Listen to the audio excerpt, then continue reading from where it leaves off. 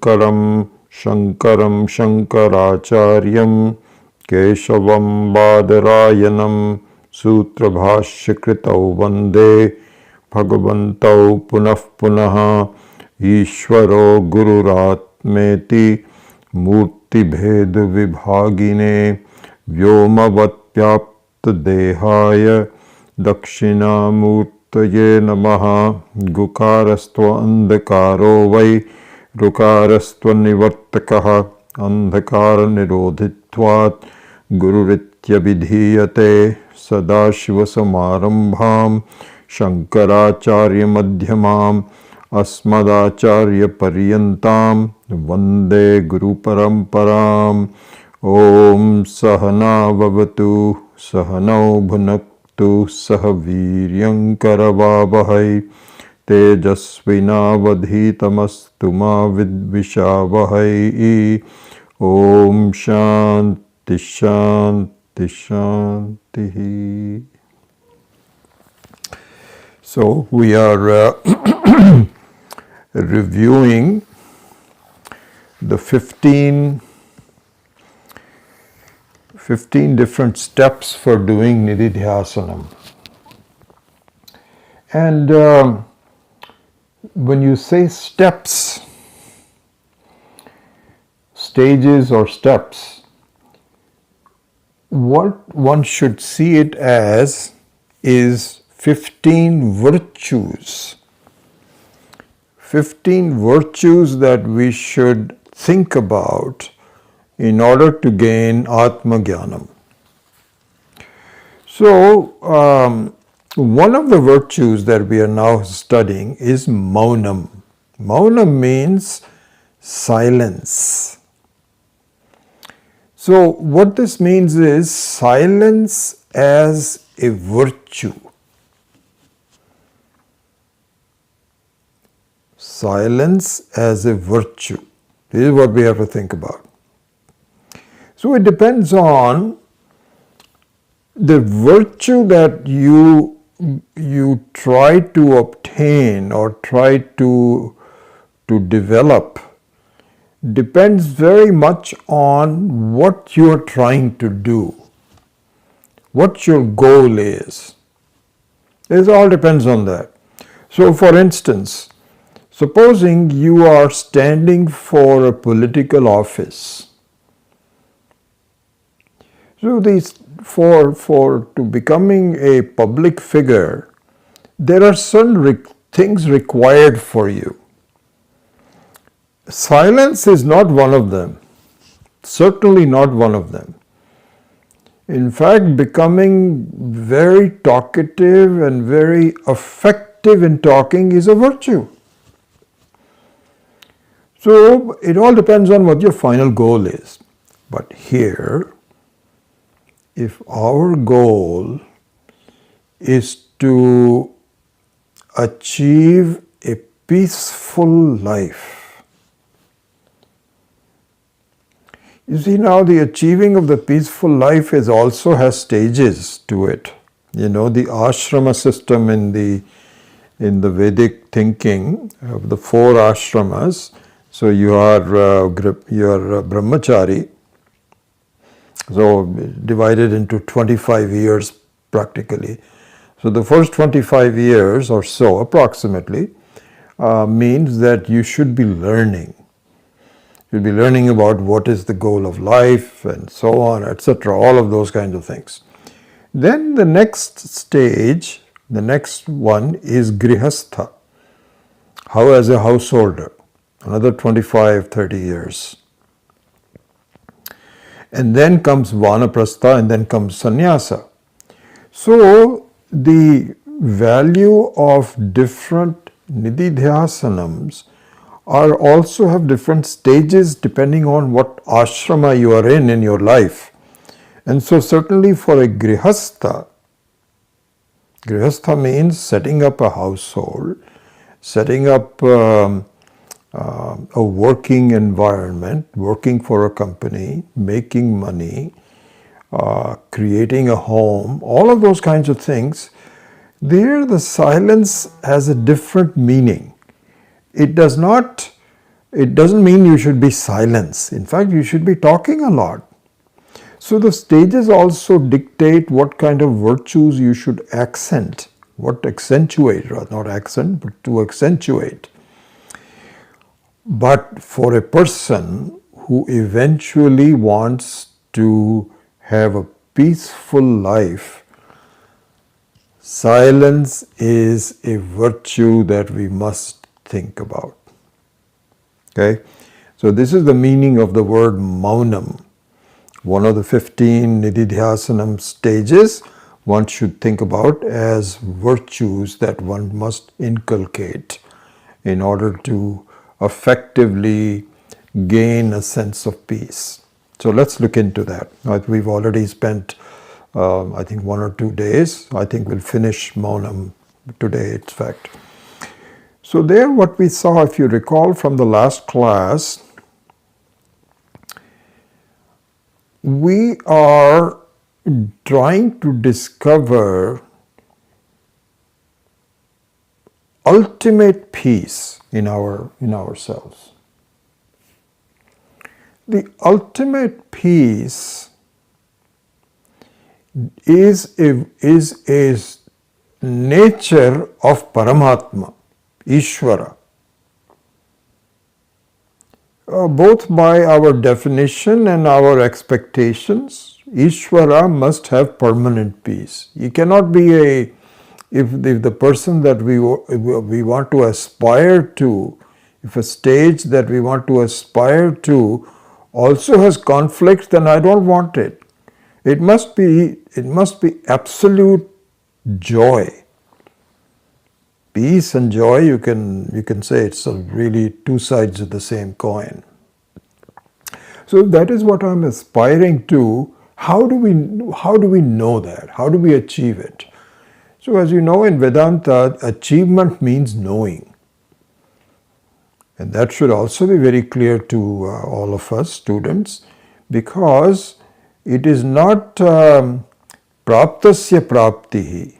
It is not an achievement of not yet achieved, because an achievement of not yet achieved cannot be infinite. And we want infinite. Infinity means the one which has no conditions whatsoever. So to achieve a sense of absolute peace, it must be praptasya praptihi, not to apraptasya praptihi. I think I may have said praptasya praptihi. It is not achievement of the not yet achieved. It is of the type that is already there, but I have to discover that I already have it. So that being the case, let's look at it logically, step by step.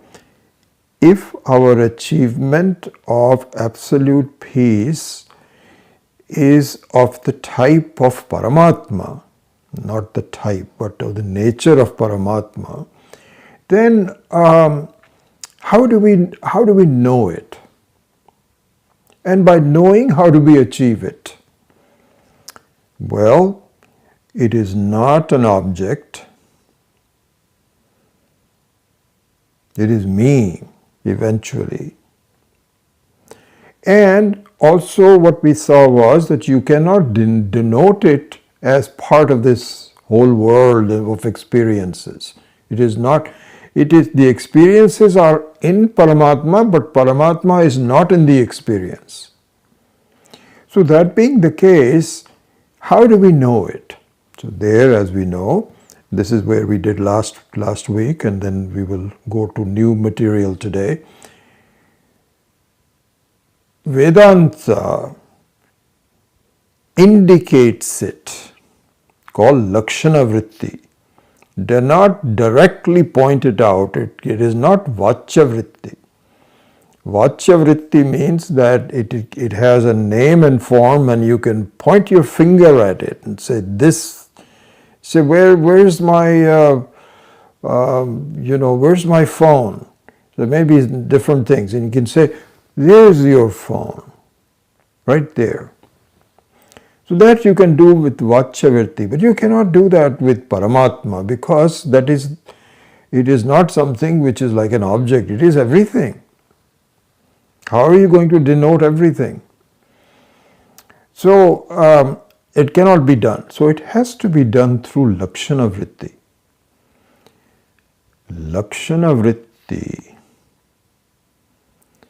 So, so so this is an interesting thing. Swami Akhandananda points out that the Shastra cannot have any direct words to it. But what it can do is to say, uncover the superimposition of names and forms, and there you will find it. It can say that. So that requires a talk which is based on silence, because it's understanding, not direct vachavritti, but it has to be understood silently. Through words, of course, but the words simply uncover the superimposition. Swamiji had given a very beautiful example. He says, supposing there is a person who is supposed to do sweeping, a sweeper. In a dusty country like India, you find sweepers are very important, because the earth is covered with leaves and dirt and so on, so it has to be continuously cleaned. So he gives this example. Supposing there is a sweeper, and the objective is you need to have clean earth. The ground has to be very nice and clean. This is the objective. So how is that going to happen? So what it does is he simply removes the dirt and leaves. That's all he does. You just look at it. He doesn't do anything to the earth. He doesn't create the earth. He doesn't purify the earth. He doesn't purify the ground. He doesn't create the ground. He doesn't paint the ground. Nothing. All the sweeper does is to remove unwanted dirt and leaves from the ground. And the end result is that the beauty of a clean ground comes up by itself. So he says this is the job of the Shastra. The Shastra does not create Atma, does not clean the Atma. It does not even make it visible as a separate thing, but it makes it obvious by removing Namarupa. Beautiful example. This is the job, and it has to be done in silence. So this is why silence is a virtue if you are looking for a peaceful Atma, which is the basic ground on which everything based is dependent on. So there is a verse here which I really hit home to me. So in one of the Shrutis, I'm not sure, he has not given the reference as to which Upanishad or Purana this verse comes in, but this process of discovering the Atma through Maunam is given in this verse very nicely. It says, Swamiji says in Hindi, Shruti mein maun ka varnan hai. He says there is a description of the silence in the Shruti. What is it? It says, this is in Sanskritam, Panditvena nirvidya balyena tishthaseth. Balyena nirvidya maunena tishthaseth. Maunim cha amaunim cha nirvidya ata brahmanaha bhavati. This is the verse. So one more time. Panditvena nirvidya balyena tishthaseth. Balyena nirvidya maunena tishthaseth. Maunam cha amaunam cha nirvidya ata brahmanaha bhavati. So these are the stages of maunam. Okay? So nirvidya means to get free from. To get free from. So the first one is pandityena nirvidya. Pandityena means from by knowledge. This is Shravanam. This is Shravanam. And what do you mean by Shravanam? It means to know that I fundamentally am unconnected to problems. Atma in truth is unconnected to samsara. This is the panditam, pandityena. This is the Shravanam. I need to understand that first. I need to at least know that first before I completely understand it. This is where I am being led to. This is the goal that I need to have. Because if that's not the case, then I don't know what else I will do. So the Shastra says that please understand that you are fundamentally not connected to your experiences. It shows very much in the deep sleep state. Otherwise, if I'm connected to it, I'll never be disconnected from it. So, this is the first thing. Then, so now let's look at it. He says, Pandityena nirvidya. Nirvidya means to get free from. From what? From samsara. By the virtue, by the instruction of Panditaha. Pandita here means knowledge, not the temple Pandit. But through knowledgeable sources, I should know that I am fundamentally different from the samsara. Then he says, Pandityena nirvidya balyena tishthaseth. A beautiful explanation. There's about 2-page explanation by Swami Akhandananda ji. So he says, once you understand, at least you get introduced to the very principle of the fact that Atma is fundamentally different from Anatma, then balyena tishthaseth, then stay as a child. Tishthaseth means then take the refuge of a sense of being a child. What does it mean, sense of being a child?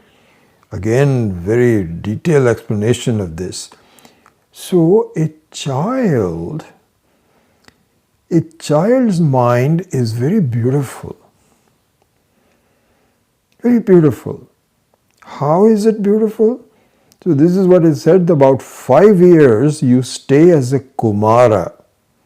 Kumara or a Kumari.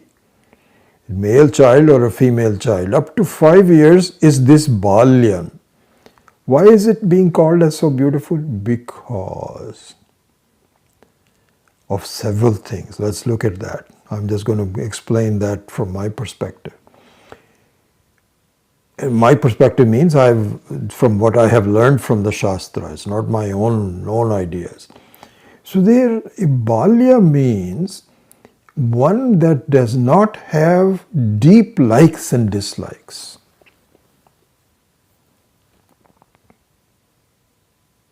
Doesn't have that. It has some things. I don't want, this thing or that. That's just okay. That's all part of it. But deep-seated ideas that this person is not good, that person is wonderful. Those subjective ideas of the world, it does not have yet. It is on the way to developing it, unfortunately, because it has to be done and it has to be redone, undone. But in the beginning, up to 5 years old, as a child, you don't have deep-seated hang-ups. Hang-ups, I think, is a good word. When you talk about deep likes and dislikes, I think I just discovered that hang-up is a very beautiful word. You don't have hang-ups. Number one. Secondly, perhaps even more as important as that, you don't have any self-judgments as a child.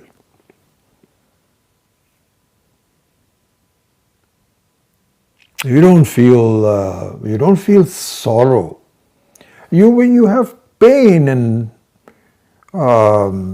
children have colds and coughs and so on. In fact, our youngest granddaughter, I was just remembering it, she just came down with cough and cold, and is not very comfortable. We just had a FaceTime with her just before I started on this class. But it was interesting. She's still playing. She was smiling at us and so on, coughing and so on. So they all go through all that kind of a thing.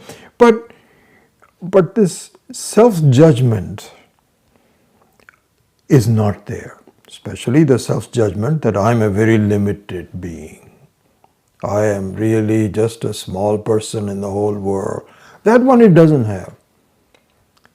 This is the stage, they say, that after you do Panditvena Nirvidya, you should become like a child. How do I become like a child? Because I'm now 6 feet tall and so on. You become a child because hang-ups will go. So try to expedite the removal of hang-ups. It will go, but it is not necessary for you.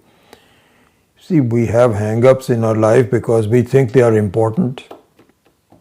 This is the thing. We think that, having subjective opinions all reinforces my sense of limitation, my sense of not being what I want to be. So this is not necessary. You are okay. Just accept it. And in fact, unless you accept your limitations, you will never discover the fact that you are unlimited. So remove the hang-ups. And also remove your sense of self-judgment. Because unless you understand that you are not limited, you will never get rid of the sense of limitation. Anyway, so this is what is called Pandityena Nirvidya Balyena Tishtaset. Then Balyena Nirvidya Maunena Tishtaset. This is where Maunam comes in, silence comes in. Means that at least when you you become like a child in stage 2, you are at least talking to people, this, that, or the other, then discover the fact that your nature is silence, and silence is peaceful. So now, from Balyena Nirvidya, Maunena Tishtaset, then stay in a sense of silence. And then the last part is Maunam cha amaunam cha nirvidya brahmanaha bhavati. Then you find that whether you are talking or not talking. So it doesn't mean, so you see, this is the thing. If you say you become silence, it's not like that I cannot talk now because I will lose my Atma. This is not understanding. You come to a stage where you talk when you need to and you become silence when you need to. And here I'll end this section of the class with three important aspects of this last stage. The last stage is Brahmana. Brahmana means the one who understands Brahman. So it's not the Jati Brahmana, not the one who is born as a Brahmana, but the one who understands Brahman. One who understands Atma and Paramatma and Jivatma being one and the same. So that stage, how does how does silence play a role in that sense? There are three things that are pointed out, which means it will maintain your mental silence. It is not the silence of the tongue that is important, as we saw last week, but the silence of the mind. And to engender the silence of the mind, what is the advice given? Three things. One is, do not talk unless it is necessary. So there we saw that in the Grihastha stage, it is necessary to talk, even any life and so on. But as you grow older and you have now retired, if you have retired or when you will retire, you don't need to talk that much. This is where advice given is, if it is not necessary to talk make friends, new people, this, that, parties, etc., don't do it. Make a distinction between what is necessary and what is just kamya karma. Oh, it'll be nice if we just go there. And here I would even say that in terms of the silence of the mind, if even seeing movies, supposing you say, I don't go to parties. Oh, really? You don't go to parties? No. I don't like to talk to people and so on. So what do? Well, I see a lot of films on Netflix. That is what I want to do. It's mental talking. You are observing the TV and you're thinking about it and you're following it and you're feeling good or bad or something. It is all unnecessary exercising. If what you want is peaceful. If you don't want being peaceful, then do whatever you want to. But these instructions are for people that are sincere in being happy and peaceful. So the first thing is, this is perhaps the most important one. Just think about, in fact, there's here somewhere there was a Swami who said that when you want to say something, think thrice before you decide, yes, this is. So when you're ready to talk, just think about it. Do I need to? And if you need to, then talk. Of course, absolutely. If you don't need to, you don't need to talk. And talk means that don't engage your mind into it. Have a peaceful mind. So the whole maunam is mental maunam. Okay, so this is number one. Number two is, if you do need to talk, make sure that you are not criticizing someone.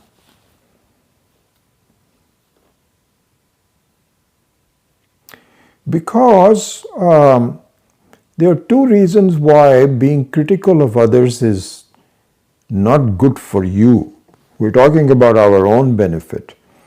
Because when I'm critical of someone else, I have a false feeling that I'm superior to that person. And also the sense of being critical is being exercised again and again. What I want to do is to achieve a sense where I'm not critical. I don't need to be critical of anyone.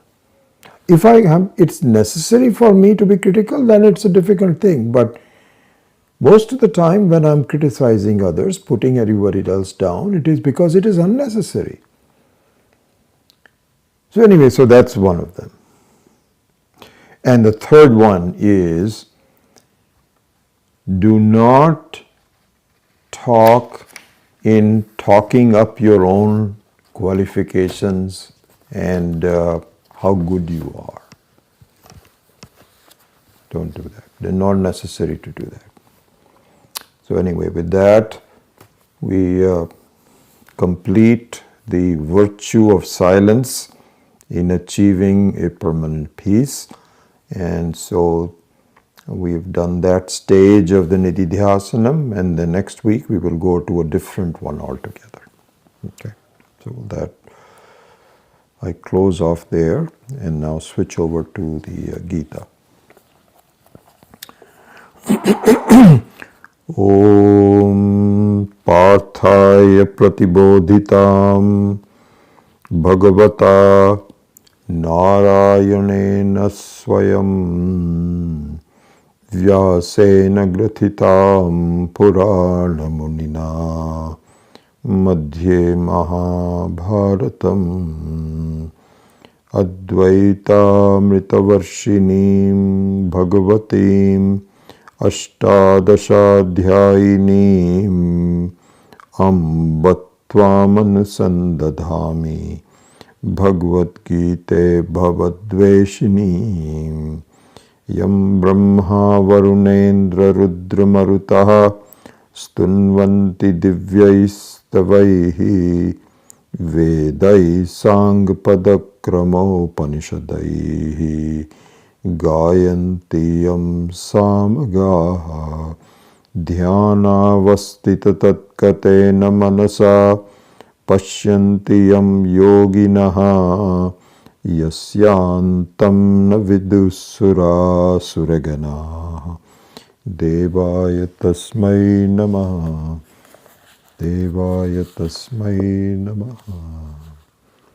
So we'll just chant 5 or 6 verses. We'll do number 16 of the second chapter of the Bhagavad Gita. Shri Bhagavan Uvacha Ashocyanan Vashochastvam Pragyavadamscha bhashase Gatasu nagatasuncha Nanushocanti panditaha Natvevaham jatu nasam Natvam neme janadhipaha Nachaiva na bhavishyamaha Sarve vayamatah param Dehinosmin yatha dehe Kaumaram yauvanam jara Tatha dehantara praptihi Dhiras tattana muhyati Matra sparshastu kaunteya Shitoshna sukha dukkhadaha Agama payino nityaha Tam stitikshasva bharata Yam hina vyathayantyete Purusham purusharshabha Samadukha sukham dhiram Somittatvaya kalpate Nasato vidyate bhavaha Na bhavo vidyate sataha Ubhayo rapi drishtontaha Tvanayos tattvadarshibhihi. So we are doing verse number 16. Na sato vidyate bhavaha Na bhavo vidyate sataha. That's the verse that we are doing. So in the last week,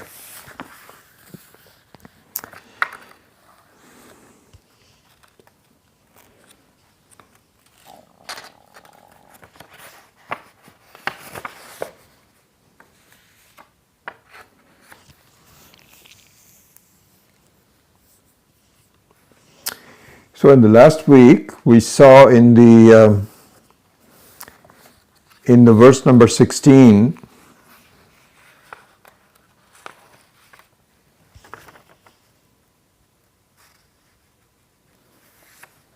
yeah.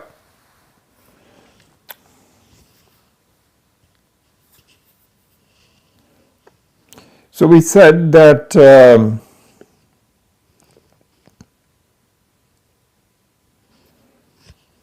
I'm just looking at the exact one that we had ended.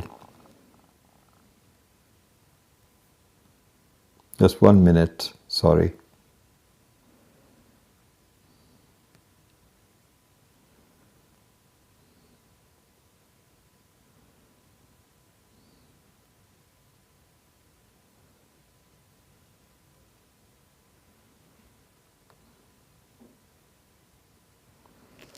Yeah. So we were analyzing the very first part of the verse 16, na asataha vidyate bhavaha. He says that you cannot have a conclusion about something which is not there. Na bhavaha means that you cannot have a sense of reality. You cannot have a sense of reality about something which is not there. This is the section of the verse 16 that we are analyzing. Okay, so let's just go with that. He says, na asataha vidyate bhavaha. You cannot have a sense of reality on something that doesn't occur. So in this Sanskritam, we saw after the connecting paragraph on page 52, on the main first paragraph, this is a very long commentary, but the very first paragraph of the commentary, the fourth line of that, which is almost like the end of page 52, it says, asad atmanaha jagataha sattve pramana abhavat. So let's key off of that. This is where we ended last week. That's why it took me a while to see. So he makes a statement that asat atmanaha jagataha sattve pramana abhavat.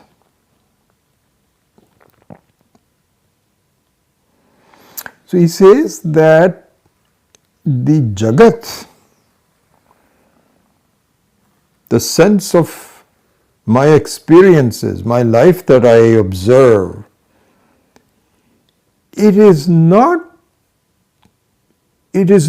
true. So therefore you cannot have a sense of reality to it, and there is no proof about it. Pramana abhavat. Pramana abhavat is the fifth case, it's the panchami. And so fifth case is always logic. So there is a logic in here. In this small sentence, asad atmanaha jagataha sattve pramana abhavat.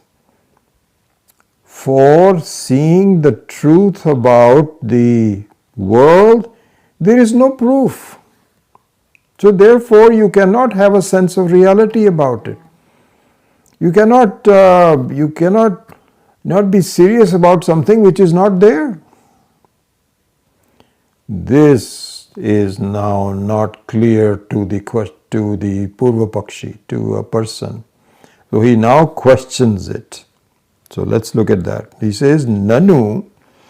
Nanu means, wait a minute. Hold on, I can't accept this. Nanu vastu eva pratyakshadi pramanamiti chet.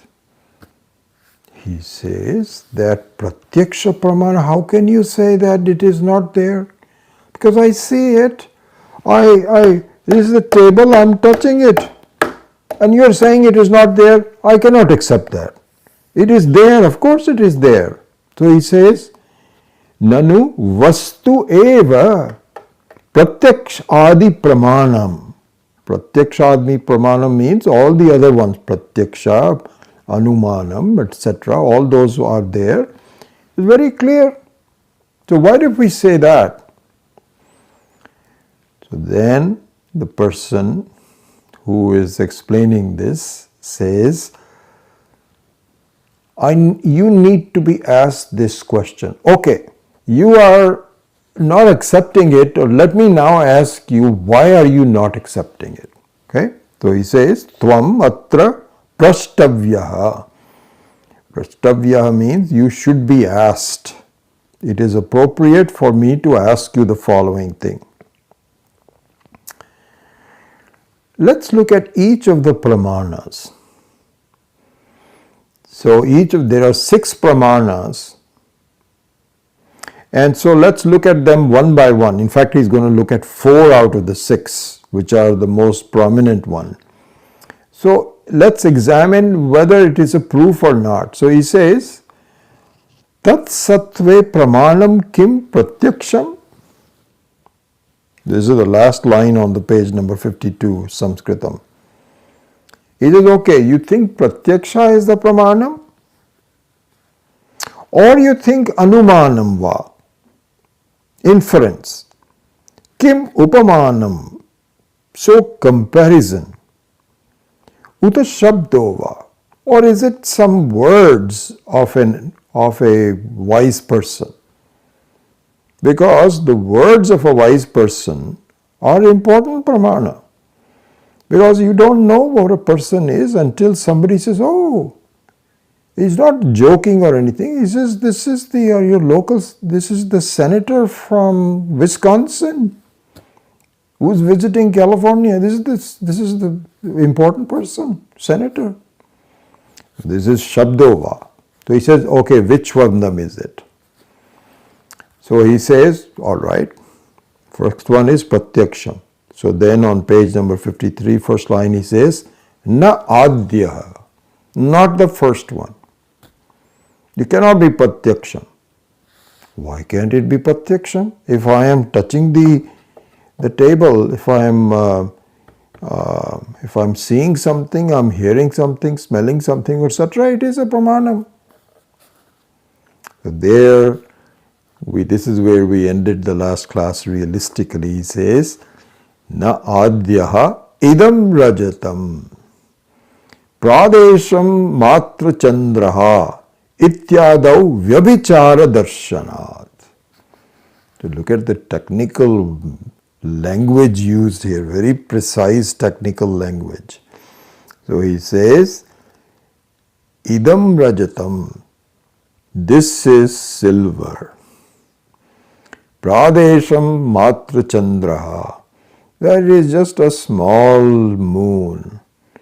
Ityadau, etc. In these kinds of experiences, vyabhichara darshanat. So vyabhichara darshanat means that this firm pratyaksha does not stay. It can disappear. It does not have any permanence, because if you want to say this is a pramanam, then the vastu for which you are saying this is the proof, the thing for which you are saying this is the proof should stay, right? If you cannot decide which one is it if looking at the carpet, let's say you're looking at the carpet, and as you're looking at the carpet, it turns into water and it goes poof, vaporizes. Hey, it's not a carpet, it's some kind of a changing thing. So the pratyaksha pramana does not help. So he says that in the case of this is a silver, when in fact it is just a cigarette case. So you cannot trust your eyes, because the eyes are simply just saying, it looks like silver to me, but there has to be some investigation to prove. So therefore pratyaksha alone is not important. Similarly, when the moon looks like a small ball, it is not a small ball, it's a huge thing. As you go closer to it, it becomes bigger and bigger and bigger.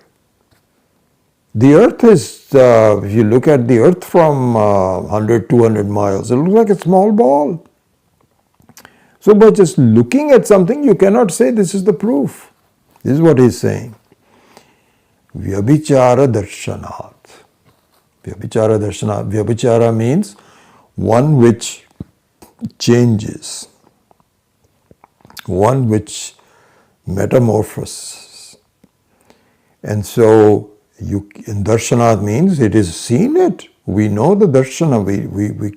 We can, none of these things are, in fact, this is the thing. If you look at this table, solid table, it all depends on how you're looking at it. But if you look through some microscopes and so on, you'll see, electrons and protons moving around. It's not a solid thing. It all depends upon how you're looking at it. So this is not a pramanam. Now, the person says, okay, wait. I get what you're saying. Okay. So he says, but I have a solution to that. So he says that tatra. So now the nanu comes back up again. So this is a dialogue. So look at the second line of the verse 50 of page 53. He says tatra. Tatra means in your examples of idam rajatam, adeshamatra chandra, etc. Tatra pramana prameyayoho samyak samsarga abhavat vyabhicharaha. He says the changing of the view that you talk about. Vyabhichara means the change, the disappearance.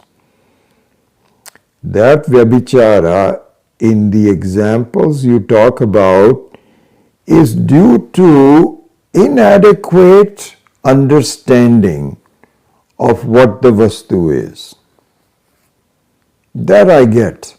Because when you're walking on a beach and you're just having a fun time and so on, you're not really thinking. You're just talking to people and so on, and all of a sudden you just see some silver. So you have really not examined it. So because of the non-examination, you make a mistake. But that does not apply for the rest of the things. In fact, it does not apply to the table. So there's no mistake about the table. You can close your eyes, open it again, it is still a table. You can go out, go to the room, come back here, it is still a table. So this disconnect between casuality and seriousness may apply to your examples, but it does not apply to everything else. So if it doesn't apply to everything else, that means that the pratyaksha is in fact a pramana. This is what he's saying now. So he says, tatra pramana prameyayoho samyak samsarga abhavat. Samyak means a very clear, permanent connection between them is not there in the case of idam rajatam. This is a silver. Tat anyatta pramanam eva iti chet. So he says, but it applies at all the other places. He says, no, not even the other one. Daruni gajaha iti mridi ghataha iti viparita griha darshanat vyabhichara anuchyattehe. He says, no. All that happens is that you have not really looked at it long enough, or in the case of the table, you don't have the right instruments to look at the truth of it. This does not apply. Your objection is true for none of these things. So in all cases, pratyaksha is not a pramana. This is an important thing for us to see, because our own thinking is that what I see looks like it is the truth.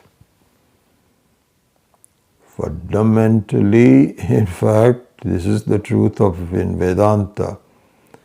So just look at it. Just let's draw some conclusions instead of getting into details of the conclusions. Are, they say, so there are two words used, Brahma and Prama. Yes, how beautifully the language is. Brahma and Prama. Brahma means a mistake. And Prama means the correct understanding, no mistake. So the nature of Brahma and the nature of Prama is very interesting. The nature of Brahma is whatever you see must be the truth. If I see it, then it is the truth. The nature of Prama is just the opposite. If you see something, it is not true. This is it. This is the fundamental thing that we must understand. So this is what is called Drigdrishya Viveka. So whatever is Drishya is Asat. Whatever. Doesn't matter what if it is something that you are cognizing, it is not true. Not true to the extent that you are. It is partially true just for Vyavaharika Sat. So this is the fundamental vision which is being presented. Because the student here, of course, given in the form of Arjuna, says, I don't understand, if I see something that it is true, isn't it? And he says, no, that's exactly what I'm saying, it is not true. Because there is Vyabhichara. So he says, where is the Vyabhichara? I don't see any Vyabhichara. He says, yes.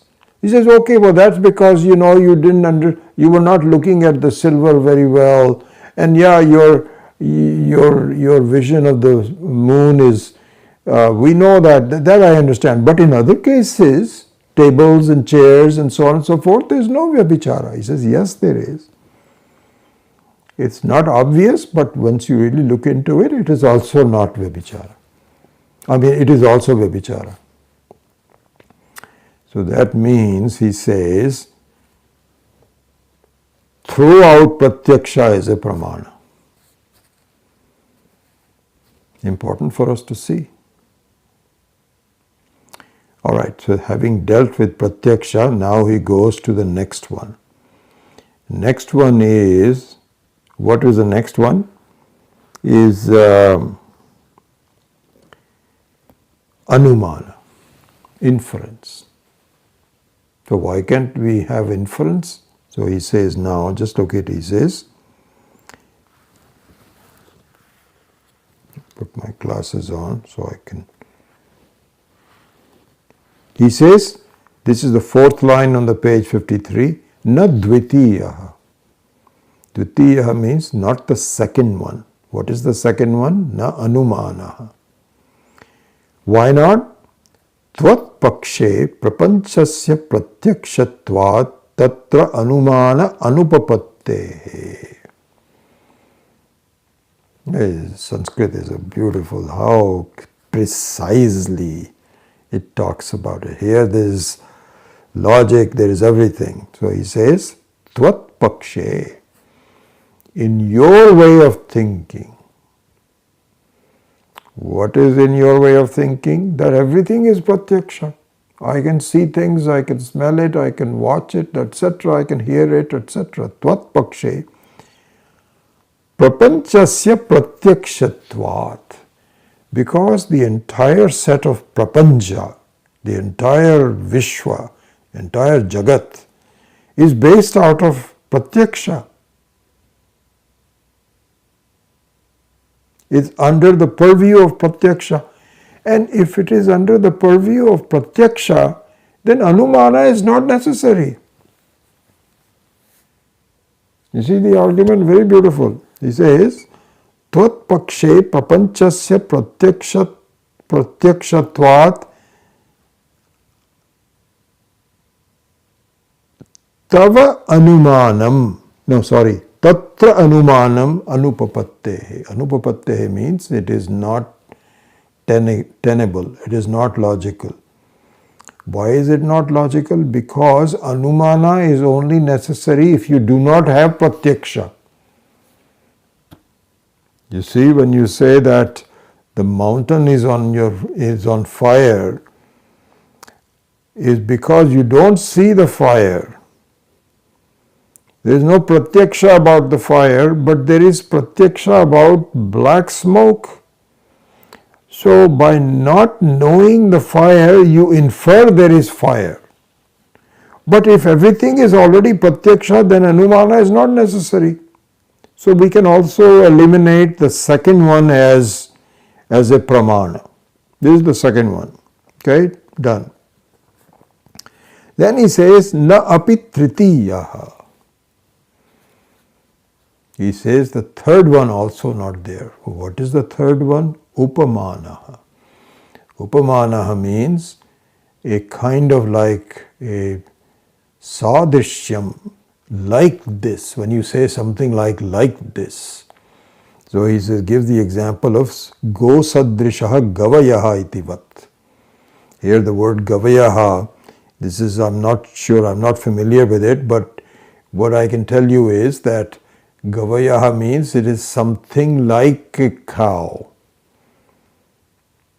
Swami Dayanandji, I think I mentioned it to you. He went to, long time ago, he was passing by Africa. He had never seen Africa. So somebody took him to go to the Africa, and they said that there is an animal that looks like a cow in Kenya or somewhere.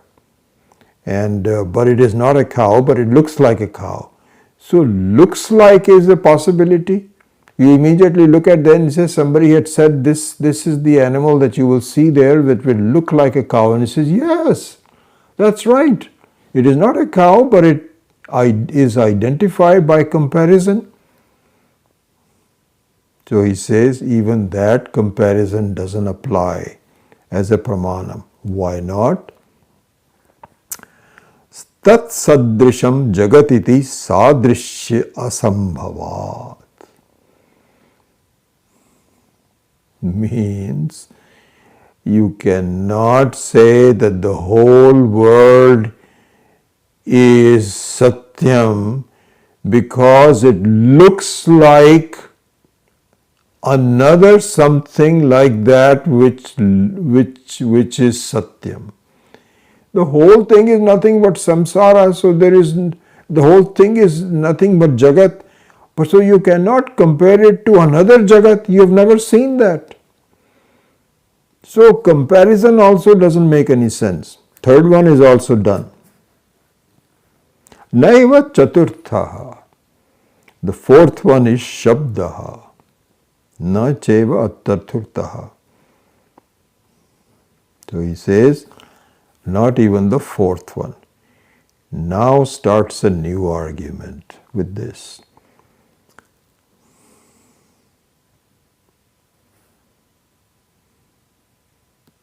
And so he says, the Shruti doesn't say it.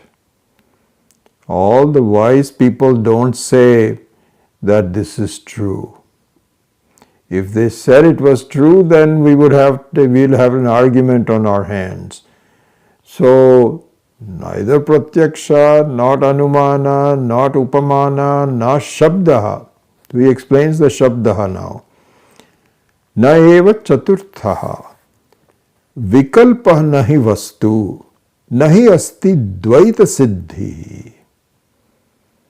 Asattatvad anyasya iti jagatah asattatva shrutim vina shrutibhyaha tat sat abhava shravanat.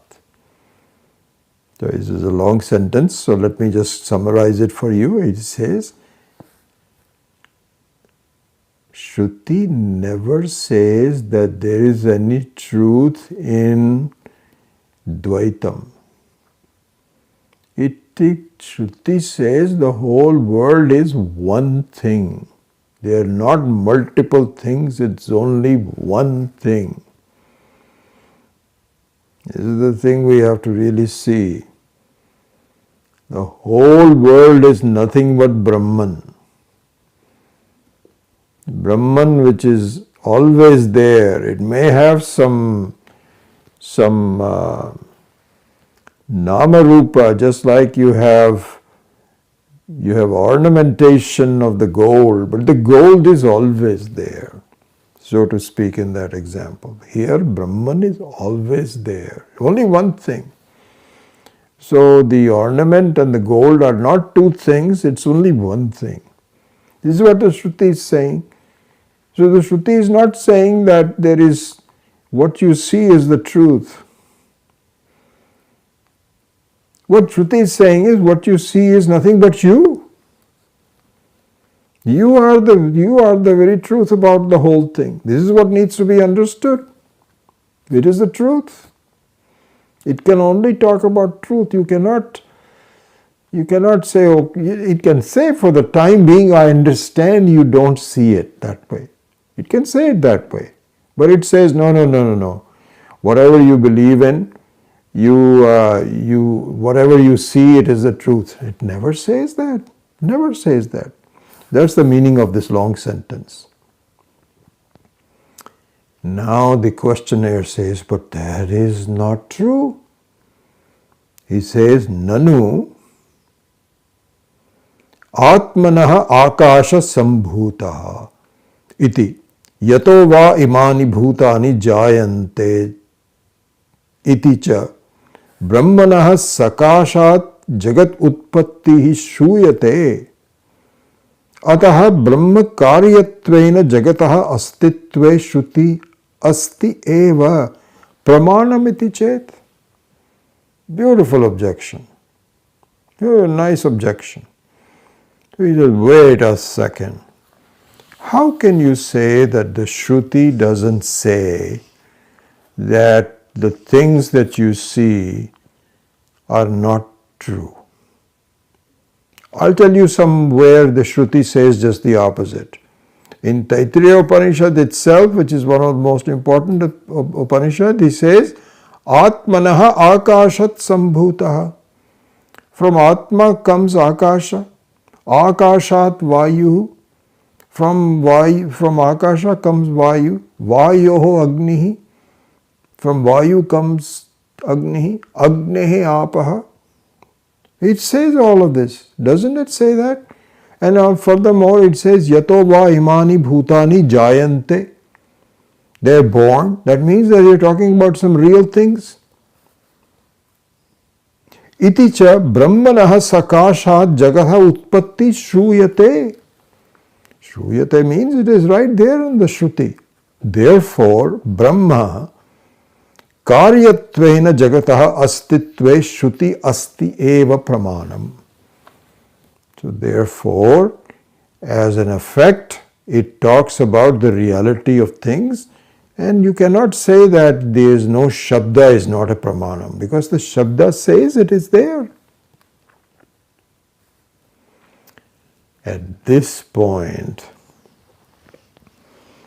now the rebuttal of Shabda as a Pramana takes a long, sophisticated, rather complicated dialogue, which I felt when I was reviewing this will take us a little too long. And in the scope of this particular class, we will only summarize it, not go through each step. But if you want to do it, it has, so this is from the bottom of page 53, all of page 54, and half of 55 is all these arguments. And all these arguments are very, this is the basic methodology used in the study of this. The arguments are done in a very structured manner. Just like we did here, when you say that it is not the pramana, which pramana do you think it is? Is it this one? Okay, let's look at that. No, that's not possible. Okay, let's go to the second one. Let's examine all aspects of the second one. Dismissed. Second one also not. Like that, it has a structure of doing it. This is now a multi-stage structure. He says, oh my gosh, I'll just read a little bit of that. He says, Tvam atra prashtavyaha, same that we did before. You need to be asked this. In fact, I am now asking you. He says, Tvam atra prashtavyaha, Brahma karyam yat jagat asti. The world which is there as a effect of Brahma. Tat brahmanaha bhinnam kim abhinnam va uta bhinnam abhinnam va. So I'll just give you a very quick sample of this and then just gloss over this and go to the summary only. He says, now I ask you, this effect of Brahmana, which is the Jagat. Yeah, he says this, Tvamatra prashtavyaha brahma karyam yat jagat asti. That Jagat, is it different from Brahmana, from Brahman? Or is it non-different from it? Or is it both different as well as non-different?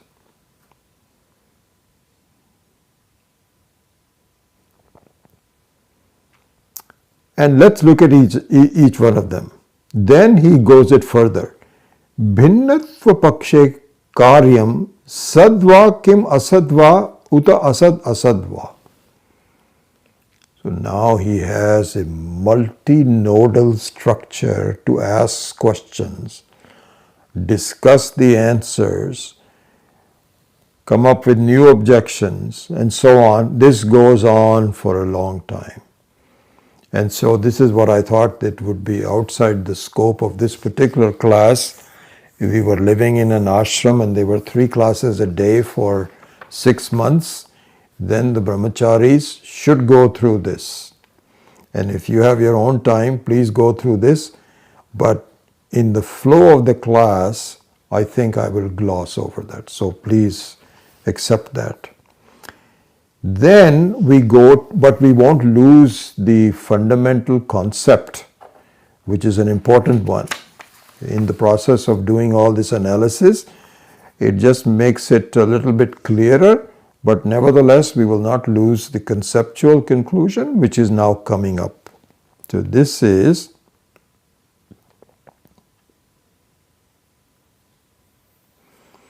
he says,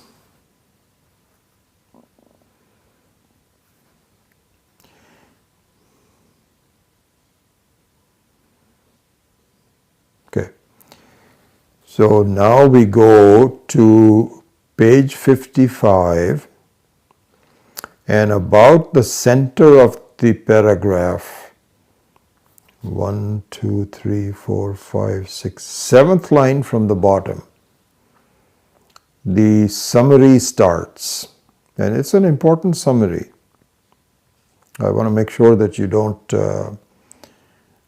you pay attention to the summary. I'm not going to gloss over the summary. I'm only glossing over the details.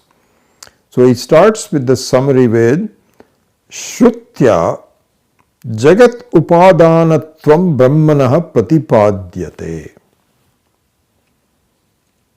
So he says that by all of these arguments and so on, we can resolve, this is what the Shruti says, that Brahman is the material for the whole creation.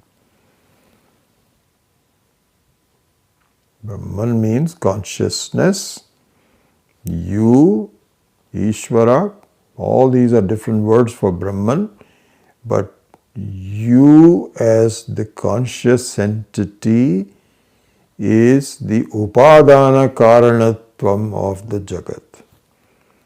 Exactly exemplified by you, the conscious entity is the upadana karanam of the entire swapna. All of your dream experiences, even though they look different from you, are nothing but you are the originator and you are the pralaya of the swapnavastha. Exactly the same way is there is no fundamental difference between a dream and your waking state.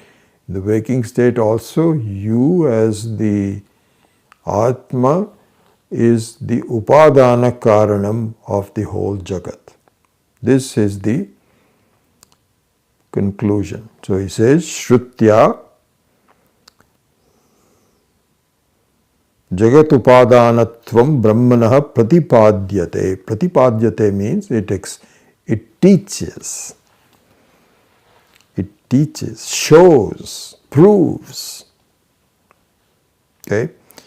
Now this conclusion is being challenged. So he says, Nanu uktaritya jagat brahmanoh karyakarana bhava anupapattau katham upadanam brahma iti chet. He says, wait, I know what you're saying, but you have already told me before through all these detailed discussions that there is no karana karya bhava between Brahmana and Jagat, Brahman and Jagat. There is no cause and effect relationship. You've already said all this. Right? So then he says, how can you say that this is the upadanam? If there is no connection between the cause and effect, then you cannot claim now. On one hand you say there is no connection, on the other hand you say, oh yes, but this is the material cause for everything. But you are saying material cause, and on the other hand you are saying there is no cause. How is it? What if I say look like this? So then comes a very important fundamental tenet of Vedanta. He says, Vivarta upadanam brahma iti brumaha. So it's interesting, the word uses is brumaha. Brumaha is the plural of I say. It says we say. Iti brumaha. Brumaha means, why does it say plural here? It says the entire Vedantic Shastra, no matter what Upanishad you use, whether you see Brahma Sutra, you see the Bhagavad Gita as a Smriti, Manu Smriti, Purana, Everybody speaks with this. This is the meaning of the word plural. So he gives the strength of it. He says, please don't, this is not something casually we point out. This is the very fundamental part of it, is that Brahman is the Vivarta Upadana Karanam. So this Vivarta Upadana Karanam is something you as a student must be absolute, should be on the top of your tongue. That Brahman is the Vivarta Upadana Karanam. And you know all of that, but I'm just revising it. What do you mean by Vivarta Upadana Karanam? And so there are so many definitions of the word Vivarta. There's so many explanations. There's only one definition, but there's so many explanations of the word Vivarta. I'm trying to recall the one that was very, very dear to Swami Dayanandji. What was it? Because I'm also getting old.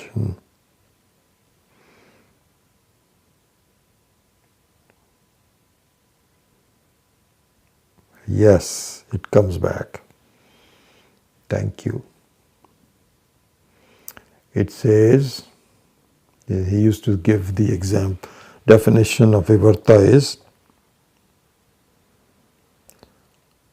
Swaswarupa Aparityagena Rupantara Apatti iti Vivartanam. It is a very important definition. I think you all know it, but let me point this out for sure, because that is the basic conclusion of the entire Bhagavad Gita, really. So it's a very fundamental thing. Swaswarupa aparityagena rupantara apattihi iti vivarta upadanam.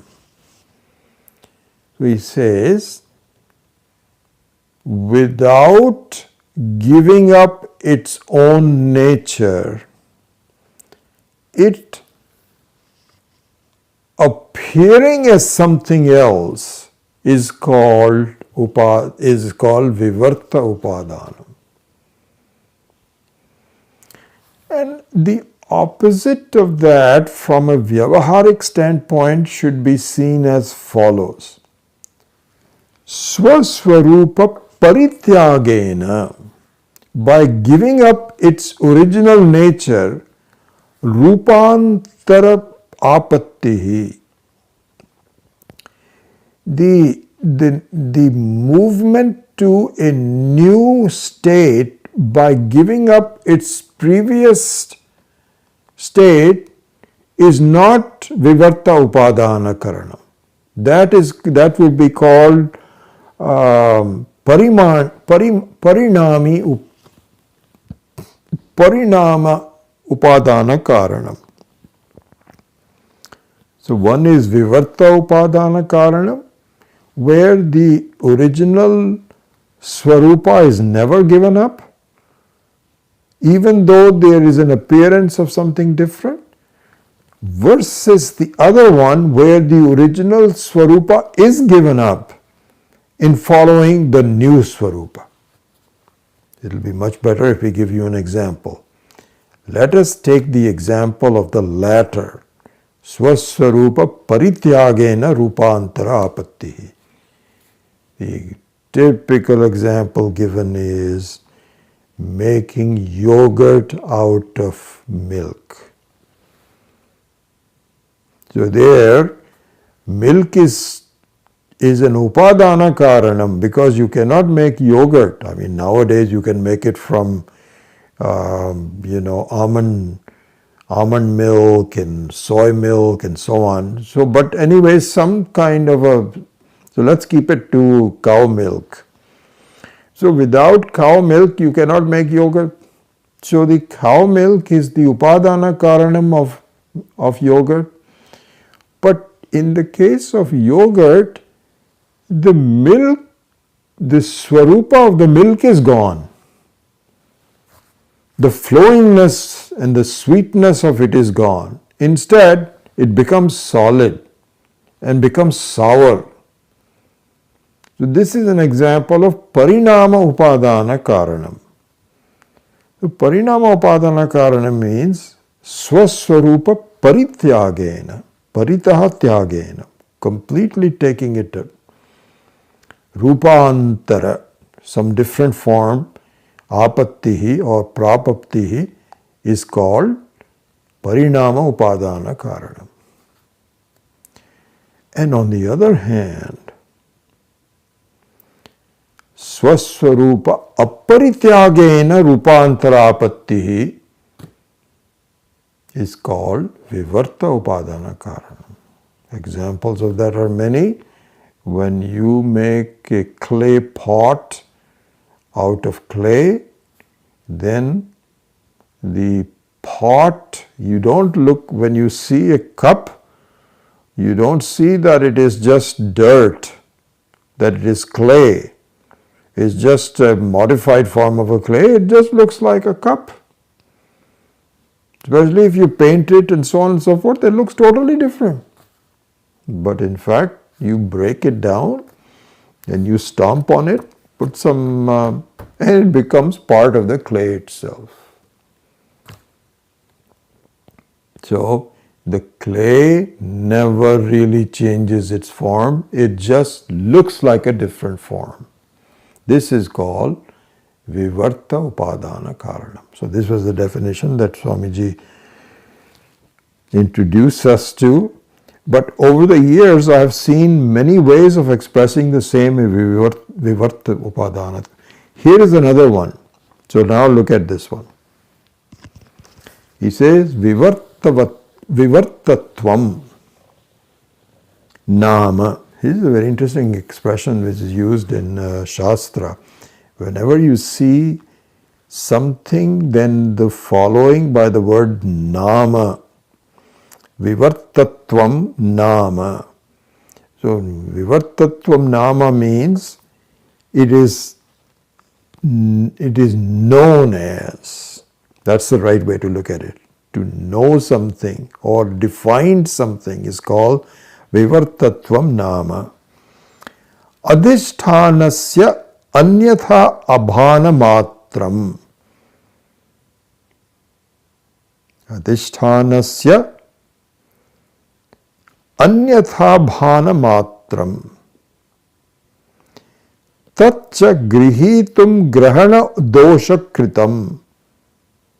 And a beautiful example, really. So he says, same thing but presented in a different language. Adhishthanasya anyatha bhana matram.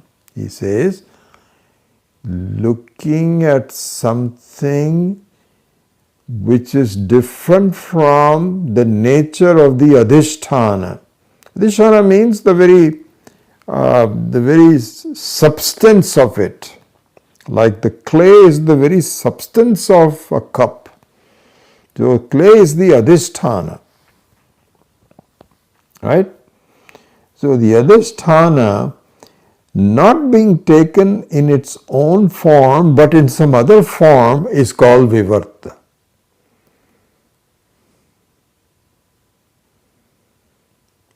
And so here, this is interesting. So vivarta here would mean that if you look at a cigarette case as mistake it to be silver, adhisthana is what it is, that silver case that somebody has thrown away, the silvery, I don't know why they use silver for the cigarettes. I get it must be for some reason. So like a silvery paper. And so if you mistake a silvery paper for real silver,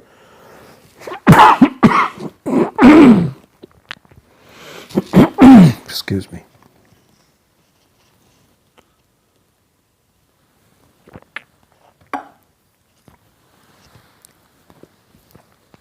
That's called vivarta. That's the meaning of this. He says, vivartatvam nama adhishthanasya anyatha bhana matram.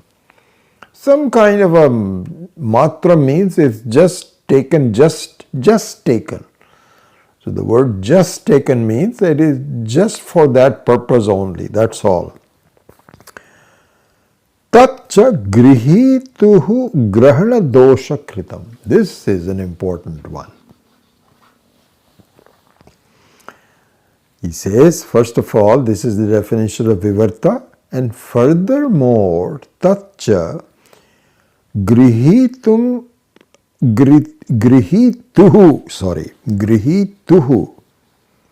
grahana dosha kritam. He says that the vivarta, the phenomena of vivarta, see, distinguish it from the phenomena of parinama. So in the phenomena of parinama, which is milk turning into yogurt, it is not based on subjectivity. It does not depend on the defect in the eyes of a seer. Grihituhu here means one who wants to make a conclusion, one who wants to capture this phenomena. So in the eyes of the grihituhu, a parinama is not a defect. Because if it is turned into yogurt, then everybody should see it as yogurt. It's not a defect. It is the reality. But seeing a vivarta is based on some kind of subjectivity. See, so that's when he says, Tatcha grihituhu grahana dosha kritam. Then he gives an example. Shuktehe yatha. Shukti means the mother of pearl. Shuktehe yatha rajata akarena pratitihi. That is depends on, it's highly subjective. Then he explains this further. Shuktikayaha yathatmya samdarshanena rajata bhasasya shukti matratvavat adhisthana brahma swarupa sakshatkarena jagatohopi pratiti matrasya tat anyatvam arambhanam shabdadibhya iti vacharambhanam vikaro namadeyam ityadi shruti pramanyat brahma matratva siddhau brahmana advitiyatve avyahite satya sati yatra evam purva ukta dosha anavakasha. He says, similarly, just like you, so this is the very famous statement from Chandogya Upanishad, when you must have read it. Vacharambhanam vikaro namadeyam. Vacharambhanam vikaro namadeyam. So he says that in the case of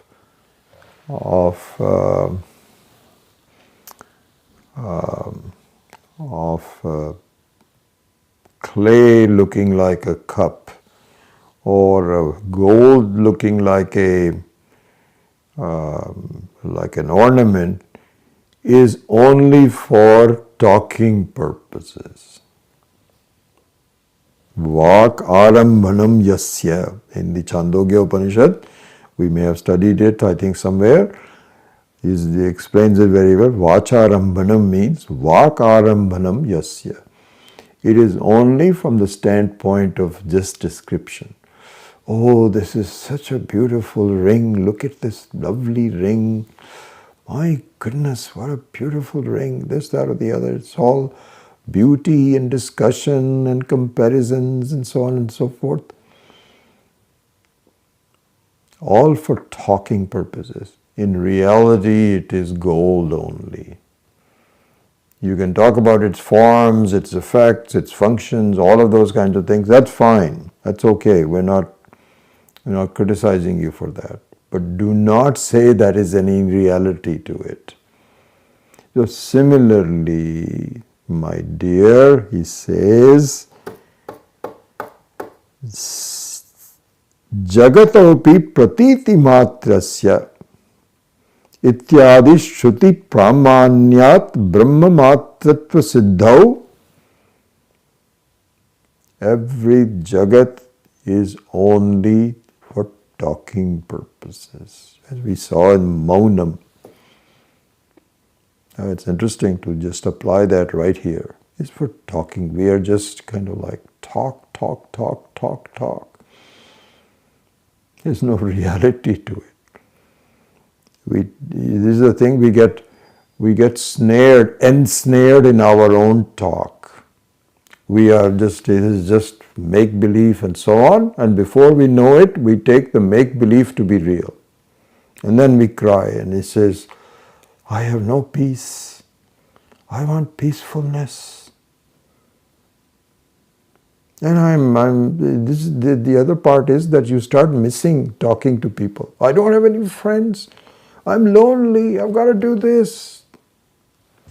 Discard the very fundamental aspect of yourself because you got ensnared in experiences, which is called talking and stuff like this. So he says, Shruti never says it, my dear. It is not. So he summarizes now. He says, don't say that the Shruti talks about karya as being real. As you say, because what the objectioner used to say that, he says, that yato va imani bhutani jayante atmanaha akashat sambhuta. He says the Shruti is saying it, so it must be real. He says the Shruti is saying that really this is vivarta upadana karanam. There is no reality to it. It is just for fun and games if you want to do it that way. But if you want to really go into the bottom of it, if you cannot stand the heat, then get out of the kitchen and start examining the reality of who you are and what the world is. This is the conclusion of this. So,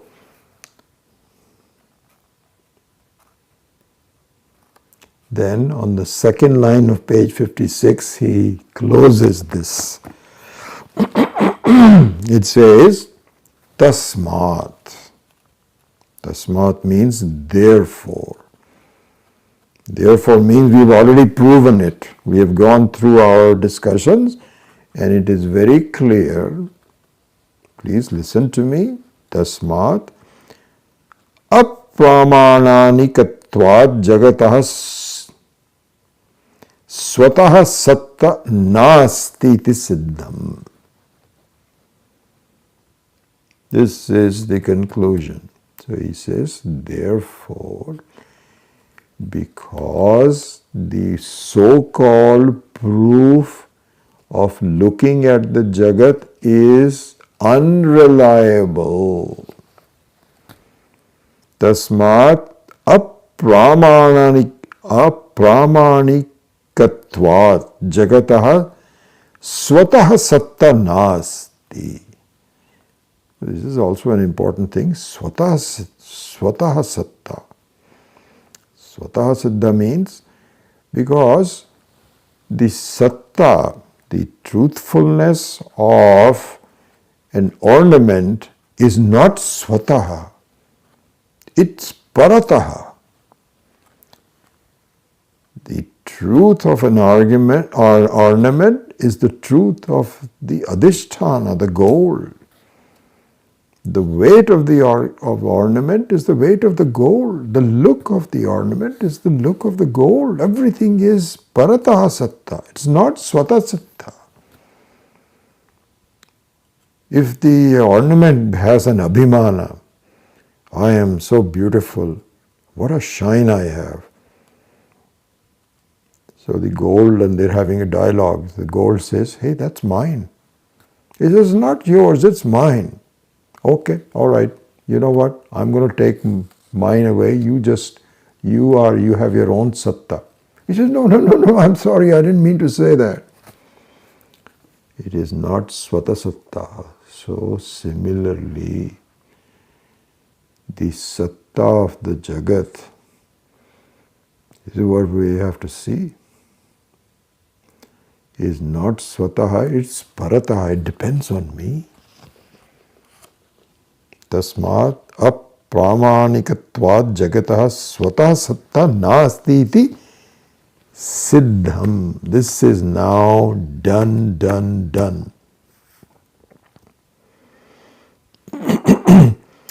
Then, so this whole thing is just the explanation of na sato vidyate bhavaha.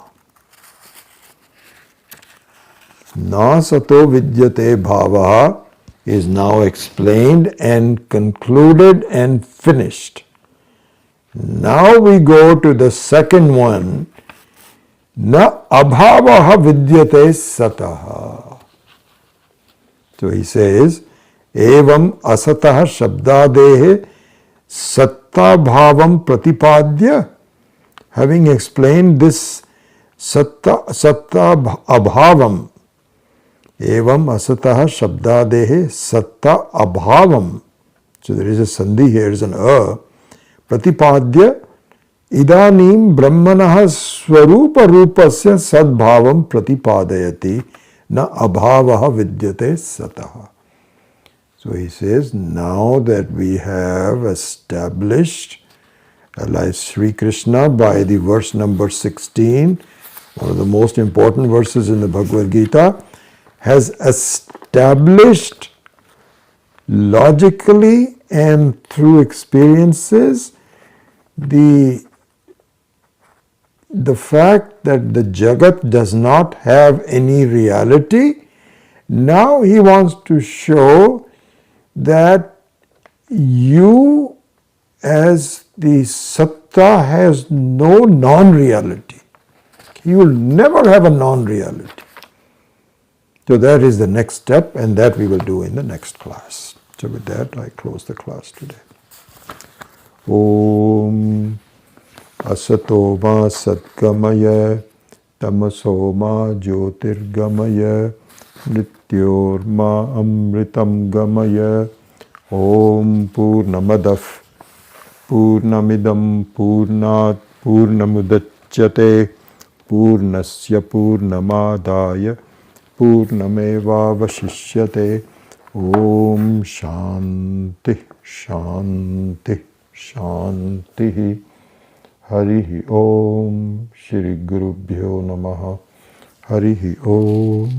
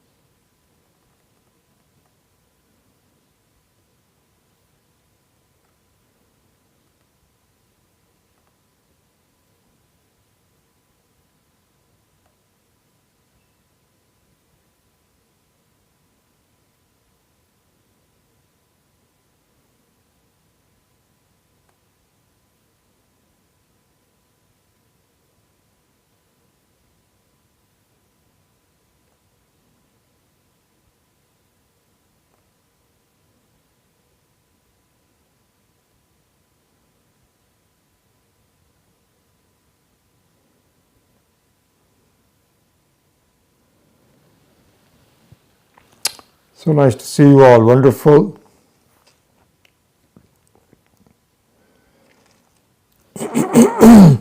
Hope you're okay with the use of Sanskritam. both I think as a language and also as a way of basing our thought process, on the precise use of language as a tool. You see, there are two things I'm saying. So one is the technical knowledge of Sanskritam, which is one thing, and that is useful also. But also the other thing is that the explanation has a very precise basis, as we have seen in the last few classes, and that is the true value of commentaries by these Mahatmas, because they go through everything very, very structurally, very precisely, and this is how we have to think ourselves. So from that perspective also, I hope you are okay with the liberal use of using the Sanskrit commentary, and hopefully that the conceptual explanations are enough to keep you interested and doesn't get too dry. So that's my hope, and I hope you're getting something out of it. So good. I don't see any questions. So with that, I take your leave, and hopefully we'll see you next week. Hari Om.